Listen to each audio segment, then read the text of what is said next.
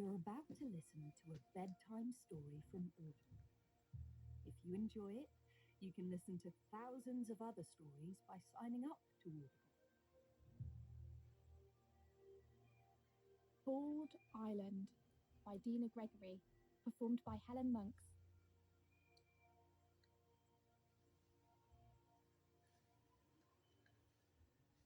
There once was an island where everyone was bald. Old people, young people, in-between people, everyone. And as you can imagine, on such an island, they wore fantastic hats.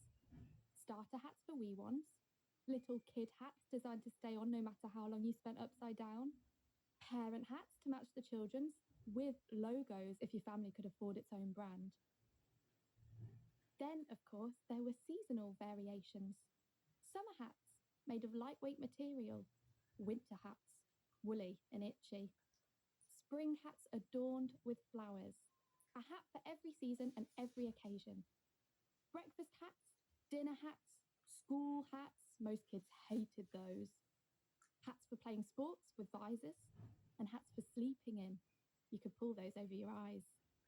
Hat wearing was so normal, so commonplace, so expected, that to not wear a hat was, well, rather shocking.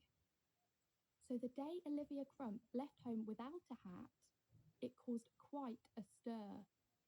The boys snickered, the girls gawped, the toddlers touched their own heads in confusion. But Olivia didn't care. She was on a mission. She marched to the centre of commerce, the millinery district, and set down a large hat box upon which she stood. Raising a loudspeaker, she announced to her fellow baldies that we have too many hats. They take up all our space, and we do too many hat changes per day. It wastes our time. This morning I counted my hats. I have 372, and I'm a junior. We should stop wearing hats all together.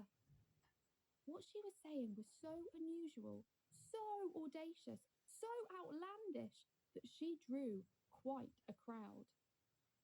But the good people of Bald Island have been wearing hats for generations. It is our tradition, said one red-cheeked fellow.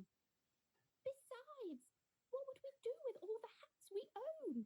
Said a flustered woman. And how could we feel comfortable in cold weather, in hot sun?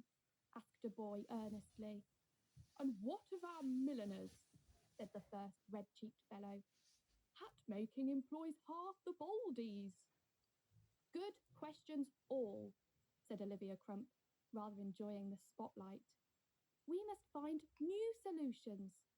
But first, we need to break the cycle, free our bald heads. The crowd was flabbergasted. It actually sounded quite liberating. But for the red-cheeked fellow, it was too much. I, for one, will not be freeing my bald head. Only a lunatic goes about without a hat on. With that, he turned his back on the crowd and stormed off down the road, his red cheeks jiggling for all to see. Did I mention that on Bald Island they wore hats and nothing else? The end. Good night.